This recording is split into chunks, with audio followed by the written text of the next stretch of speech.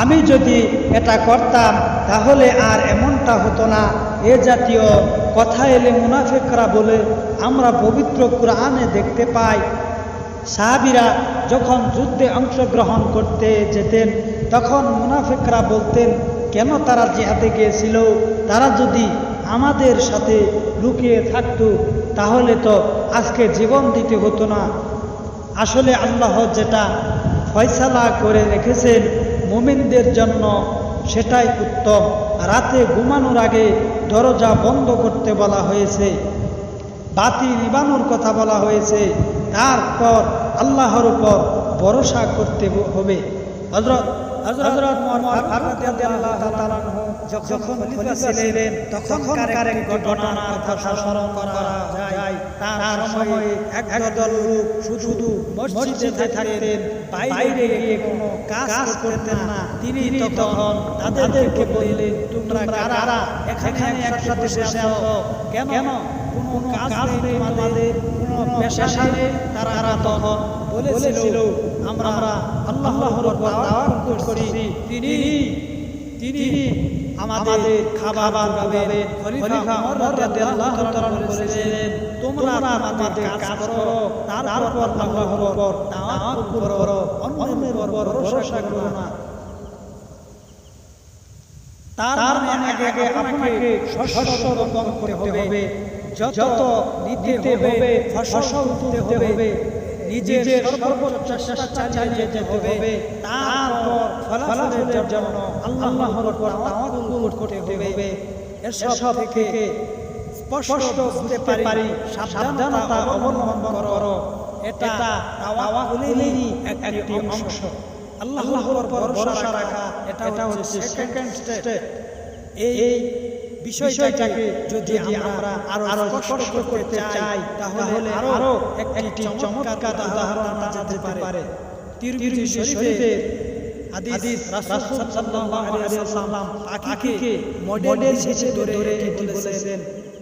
তিনি বলেছেন, তোমরা যদি সঠিক পন্থায় আল্লাহর উপর তাওয়াক্কুল করতে চাও তাহলে পাখিদের অনুসরণ করো। প্রতিদিন সকালে পাখিরা পেটে খাবারের সন্ধান করে এবং নিজের চেষ্টায় খাবার অনুসরণ করে ক্ষুধা নিবারণ করে, তারপর সন্ধ্যাবেলায় নিজেদের ধীরে ধীরে তারা আল্লাহর উপর তাওয়াক্কুল করে ঠিকই এবং নিজেদের চেষ্টা তারা চালিয়ে যায়। সকালে কোনো পাখি তার বাসায় বসে থাকে না, নিজের খাবারের সন্ধান করার জন্য নীড় থেকে বের হয়। তারা শহর থেকে মরুভূমিতে যেতে বেড়ায় এবং খাবারের সন্ধান করে।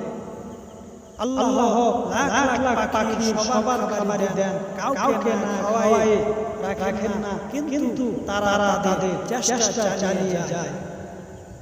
ইসলামে তাওয়াক্কুল করার দিদি পাখিদের এই উদাহরণ থেকে স্পষ্ট বোঝা যায়। এই উদাহরণ থেকে আমরা বুঝতে পারলাম আমাদের সাধ্যমতো চেষ্টা করতে হবে, তারপর তাওয়াক্কুল করতে হবে আল্লাহর উপর।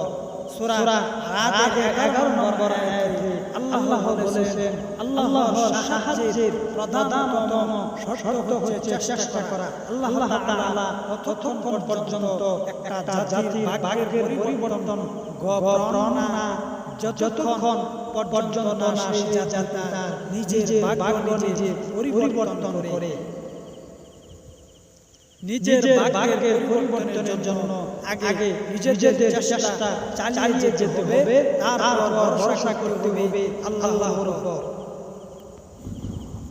সর্বশেষে আমরা জানবো আল্লাহর রাসূল সাল্লাল্লাহু আলাইহি ওয়াসাল্লাম কিভাবে আল্লাহর উপর তাওয়াক্কুল করতেন। তিনি তার জীবনে বিভিন্ন উপায় এবং বিভিন্ন কৌশল অবলম্বন করেছেন। কৌশলগুলো তিনি বৈধভাবে বৈধ উপায়ে করেছেন।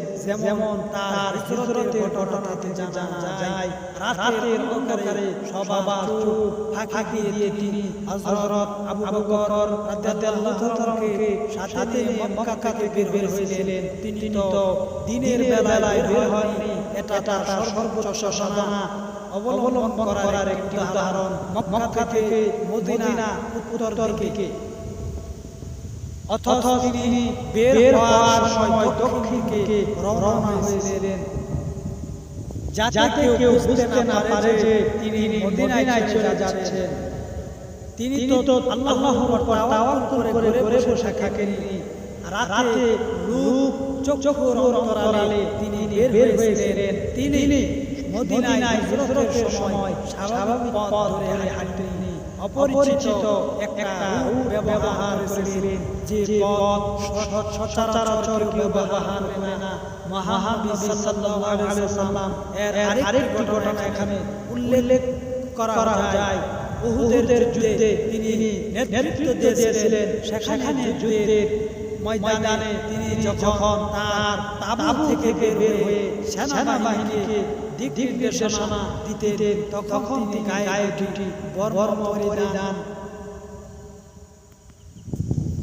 করতেন। সর্বোচ্চ নিরাপত্তা নিয়ে তিনি যুদ্ধের ময়দানে থাকতেন। তিনি তো তখন বলতে পারতেন, দেখি আল্লাহর শক্তি বেশি নাকি কাফেরদের শক্তি বেশি। তিনি তা করেননি। তিনি সর্বোচ্চ প্রতিরোধমূলক ব্যবস্থা নিয়েছেন। তারপর আল্লাহর উপর তিনি তাওয়াক্কুল করেছেন। তিনি খন্দকের যুদ্ধে পরীক্ষা খনন করতে সাহাবীদের নির্দেশ দিয়েছেন। সাহাবীরা যখন খুদায় পেটে পাথর বেঁধে পরীক্ষা খনন করেছিলেন, তখন এক সাহাবী নবী সাল্লাল্লাহু আলাইহি ওয়াসাল্লামকে দেখলেন যে খোদার জন্যই পেটে পাথর বেঁধে তিনি খনন কাজ করছেন। এটা দেখানোর পর নবী সাল্লাল্লাহু আলাইহি ওয়াসাল্লাম তার নিজের জামাগুলো দেখালেন। ওই সাহাবী দেখলেন নবী সাল্লাল্লাহু আলাইহি ওয়াসাল্লামের পেটে দুটি পাথর বাঁধা। তিনি তো আল্লাহর উপর তাওয়াক্কুল করে খনন কাজ না করেও থাকতে পারতেন। তা তিনি করেননি। নিজের সর্বোচ্চ চেষ্টা চালিয়ে গেছেন তিনি। তারপর আল্লাহর উপর তাওয়াক্কুল করেছেন। তাওয়াক্কুলের ফল কিন্তু অতি উত্তম। আল্লাহর উপর তাওয়াক্কুল করলে মন শান্ত থাকে, মনে প্রশান্তি আসে, যেটাকে বলা হয় পিস অফ মাইন্ড। আমরা বলতে পারি আল্লাহ তো রাজাধিরাজ, তিনি যা ইচ্ছা তাই করতে পারেন। এটাই মুমিনের জন্য পিস অফ মাইন্ড, প্রশান্তি। তাই আমাদের আতঙ্কিত হওয়ার কিছু নেই। তাওয়াক্কুলের তৃতীয় উপকার হচ্ছে এটি ইবাদতের একটা অংশ। তাওয়াক্কুল আমাদের বিশ্বাসকে আরো মজবুত করে ঈমান পাকাপোক্ত হয়। তাই করোনা ভাইরাস থেকে বাঁচতে আমরা আমাদের সর্বোচ্চ চেষ্টা চালিয়ে যাব। সামাজিক দূরত্ব বজায় রাখব, নিজেদের নিরাপত্তার যথাসাধ্য চেষ্টা করব, ওয়ার্ল্ড হেলথ অর্গানাইজেশনের নির্দেশনা মেনে চলব এবং ঘুরে থাকব। আল্লাহর ইবাদত করব, আল্লাহর কাছে পানাহ চাইব। হেলথ এবং হাইজিনের সব নিয়ম কানুন, বারবার দোয়া, বেশি পানি খাওয়া, হাঁচি কাশি, শুদ্ধাচার মেনে চলা, এগুলো সবই করব। সেই সাথে মহান আল্লাহর উপর তাওয়াক্কুল করব, যাতে এই মহা বালা মুসিবত থেকে আল্লাহ আমাদের রক্ষা করেন। সেই সাথে গরিবের দিকে সুজনদের সাহায্যের হাত বাড়িয়ে দেব। বিপদে দান করলে আল্লাহ বিপদ উঠিয়ে নেন।